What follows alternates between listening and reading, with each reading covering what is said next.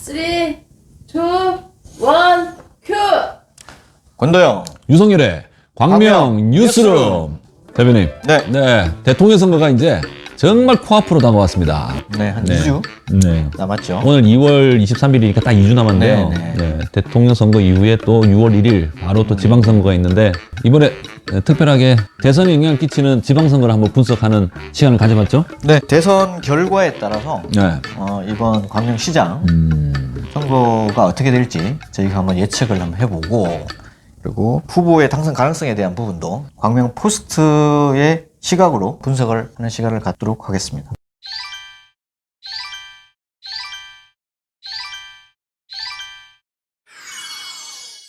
지방선거 자체가 대선에 영향을 안 받을 수는 없는 거고. 네, 그 여파가 많이 있겠죠? 그럼요. 지방선거에 고스란히 영향을 미칠 수밖에 없죠. 그리고 이제 강명시 유권자도 재개발 재건축 때문에 또 많은 또 변화가 있고. 많이 변했죠. 네, 그래서 이제 2018년 선거와 네. 뭐 가까이에는 2020년 총선 때와는 저는 이제 somewhat 좀 다른 양상을 띠지 않을까라는 생각이 듭니다. 옛날에는 광명시에 이제 호남 분들이 많이 있다 보니까는 이제 거의 뭐 리틀 호남 그런 느낌이었죠. 옛날에는. 그렇죠. 뭐 2018년 선거도 그렇고 2020년 선거도 그렇고 뭐 허수아비도 민주당 간판만 걸으면 당선된다고 광명이 그냥 민주당 판이었죠. 허수아비만 꽂아도 된다. 그렇죠. 허수아비도 그냥 민주당 파란색 입혀놓으면 당선된다고. 뭐 일례로 갑적에 있는 우리 국회의원도 누굴 겨냥하시는 것 같은데. 아니요, 능력 있는 전 국가대표이면서 서울시청 핸드볼 감독을 하신 유능한 이모경 의원도 한 달 됐나요? 두 달 전에 왔었나요? 네. 그렇죠. 그래서 이제 뭐 광명에서 민주당 쪽의 정치권에 오래 있던 분들이 반발을 해서 무소로 나가기도 하고. 그렇죠. 뭐 그렇게 했죠. 근데 뭐 결국은 압도적으로 당선이 됐잖아. 지금 잘 하시잖아요. 핸드볼요? 뭘 잘하는지는 모르겠는데 어쨌든 연고지 핸드볼 팀도 만들고. 네. 저는 잘 하신다 생각합니다. 프로팀을 유치한다고 얘기했어요. 본인의 공약에 분명. 어떻게 요거 살릴 거예요? 죽일 거예요? 좀 칭찬 좀 해줘. 그러니까 형님 잊을만 하면 이모경을 걸고 나오셔서 저는 진짜 더 이상 앞으로는 광명에 철새 정치인들이 좀 그러면 갑지역에 지금 금배지 달고 계신 분이 마지막으로 제발 좀 광명에서 오랫동안 생활하신 분이 정치를 하기를. 저는 4년 하고 갔으면 좋겠어요. 그만하지 말라고.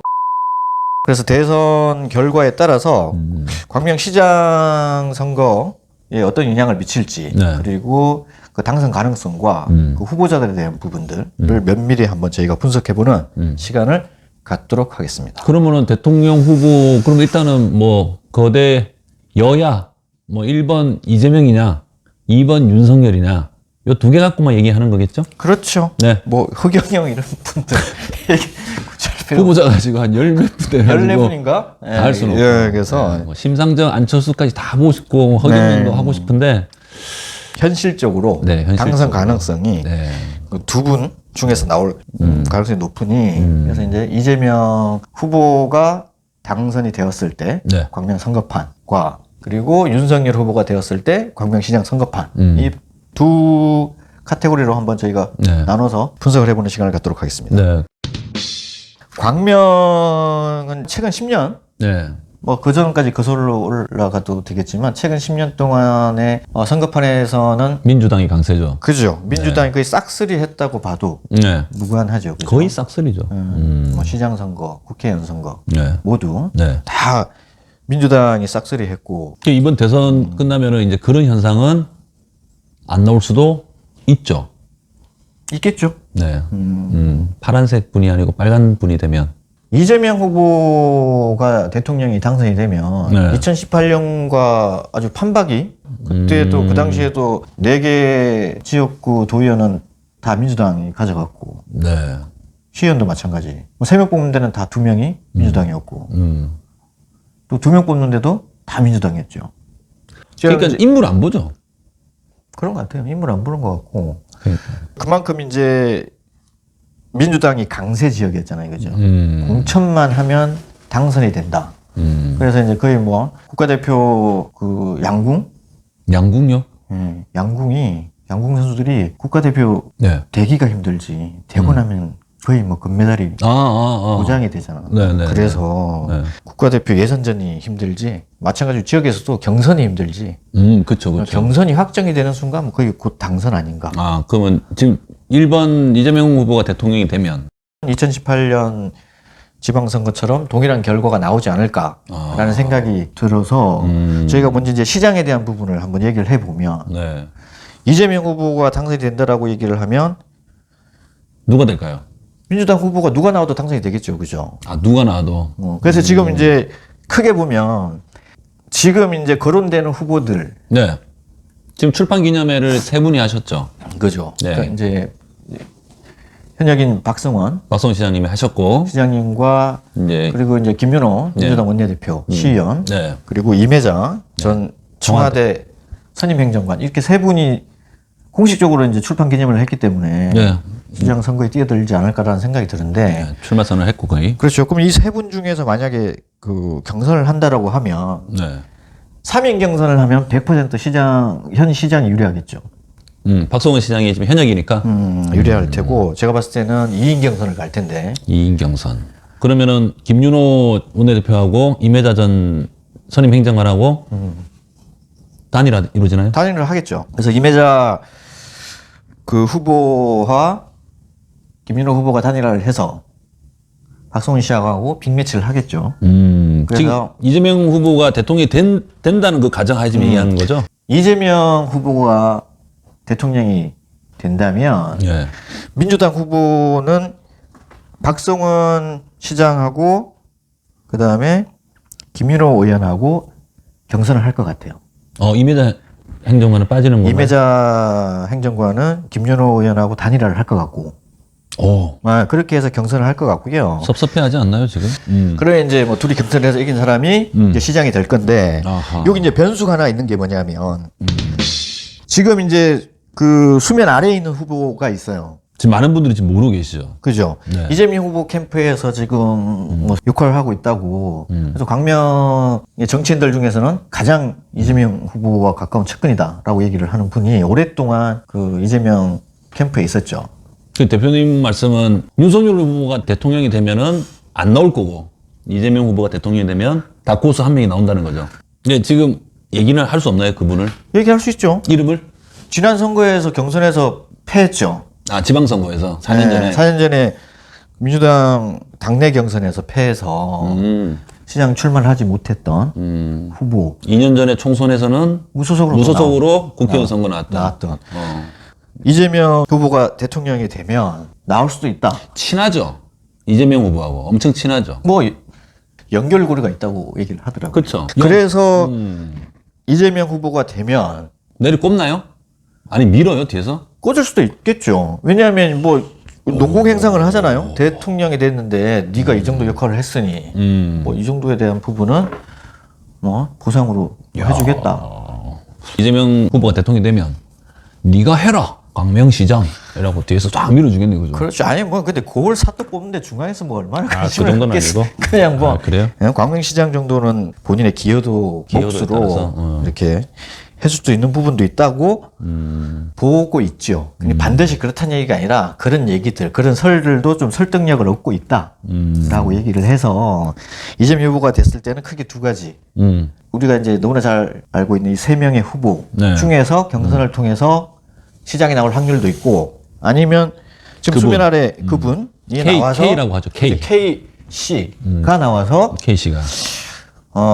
시장 후보가 돼서 당선이 될 수도 있다. 아 그럼 이재명 후보가 대통령이 된다고 해도 K씨가 나올 수 있는 확률은 100%는 아니네요.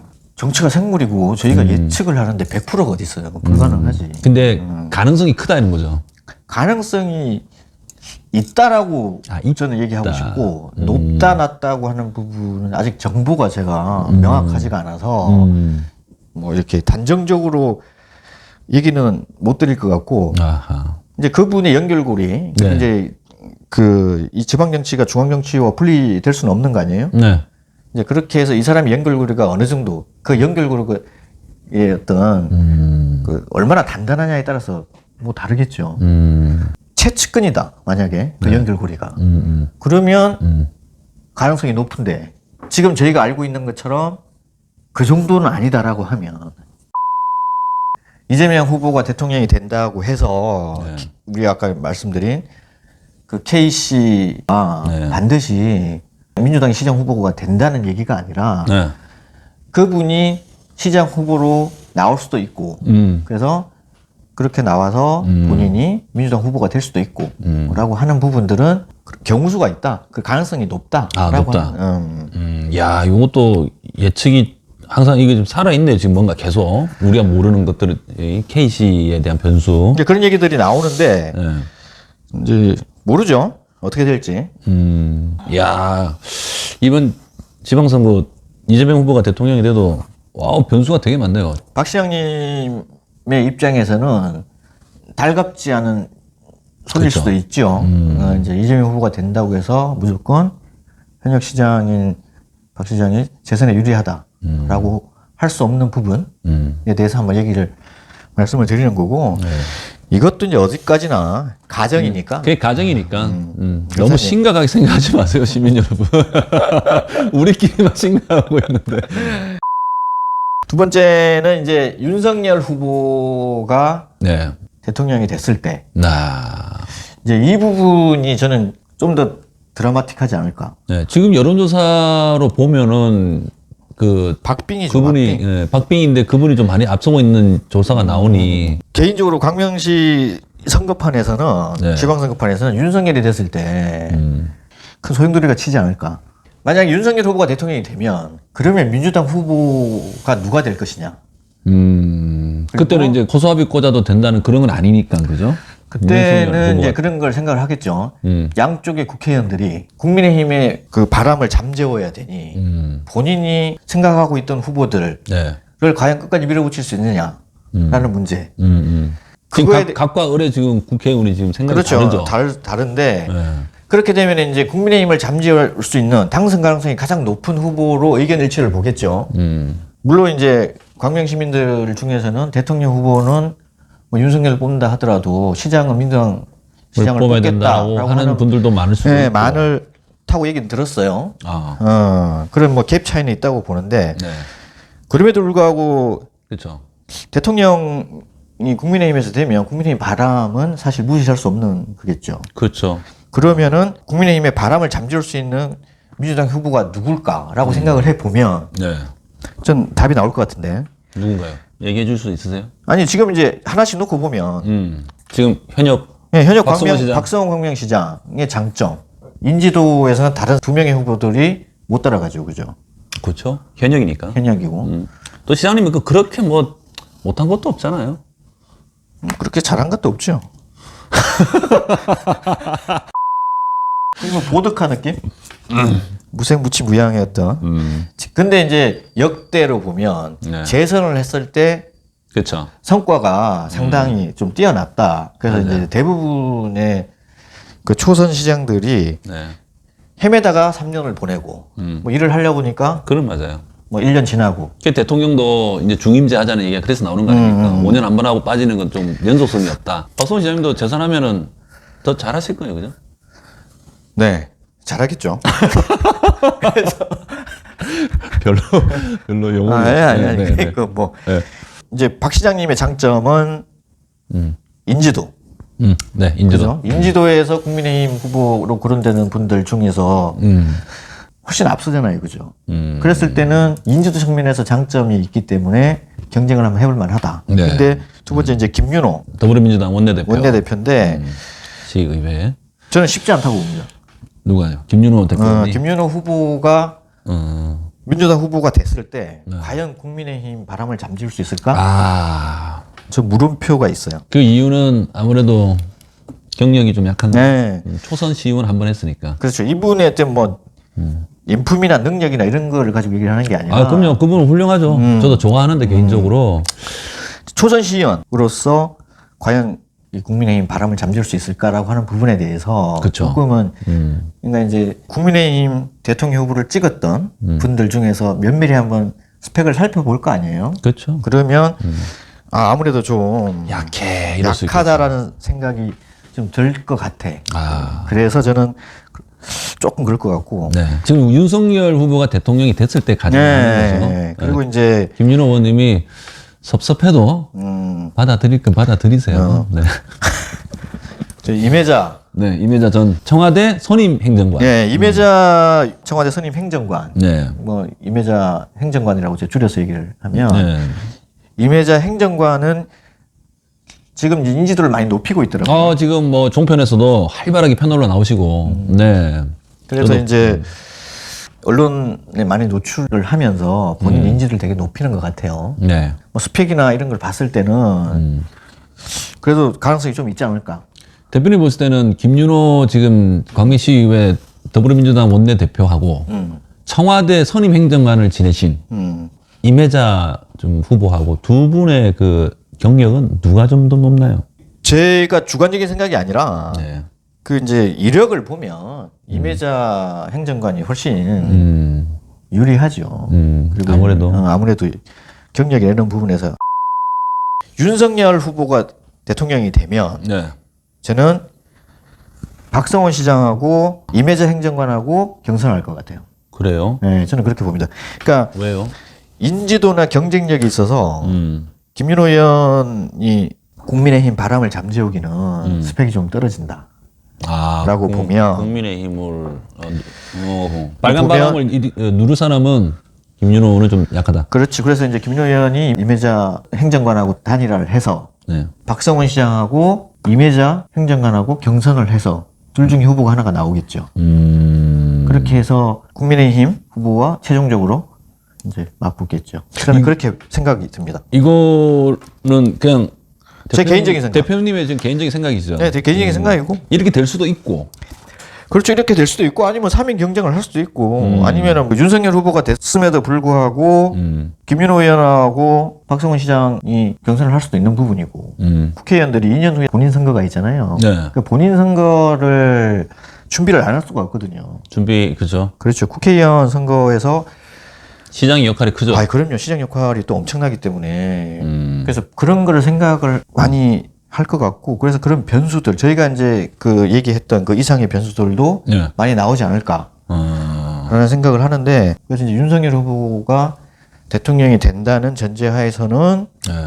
훨씬 더 좀 복잡한 구도로 가지 않을까라는 생각이 들고 물리적 결합이 아닌 화학적 결합이 되면 볼만하겠죠. 이 광명이 저희가 이제 모두에서도 얘기했지만 민주당 텃밭인데 이제 저는 그게 참 궁금해요. 결과가요? 윤석열 후보가 대통령이 만약에 된다면 네. 광명시장 선거가 국민의힘이 될까? 후보가 될까? 이게 바뀔까? 이런 부분에 대해서도 저도 상당히 결과에 대해서 궁금하고 그리고 이제 국민의힘 후보도 마찬가지로 유력하게 거론되는 후보들이 있잖아요, 그죠? 네.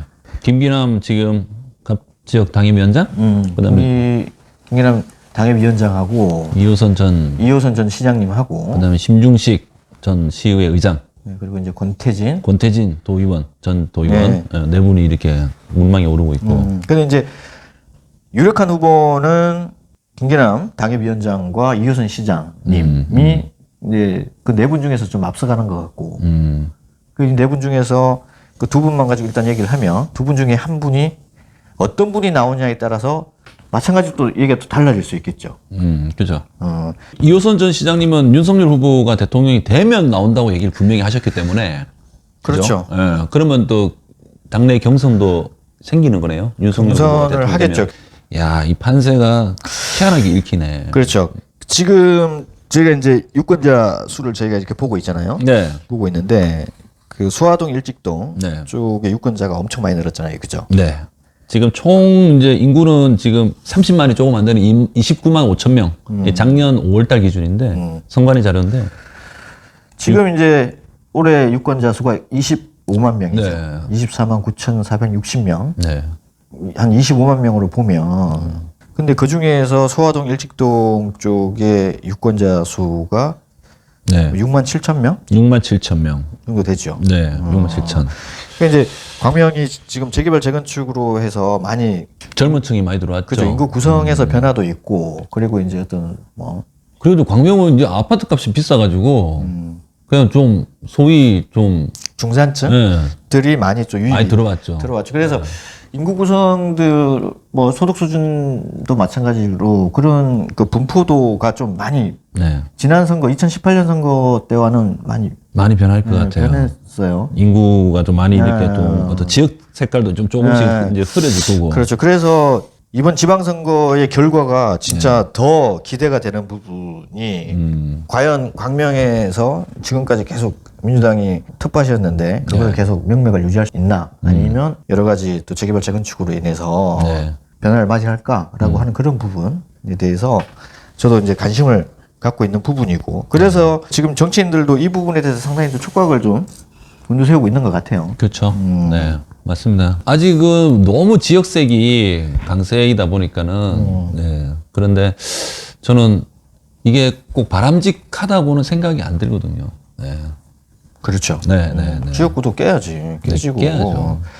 그래야지 철새들, 낙하산 부대들 막 내려보내고 이러지 않아요.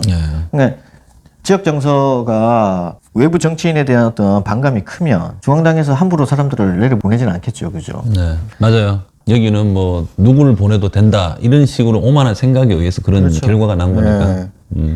지난번에 이모경 의원 전략 공천했을 때 제가 이제 타설을 하나 썼는데 그 부분에서도 이제 민주당의 오만함을 심판해야 된다고 제가 얘기를 했거든요. 체육인들을 무시하는 게 아니라 그쵸. 지역 정서. 네, 지역 정서죠. 그죠?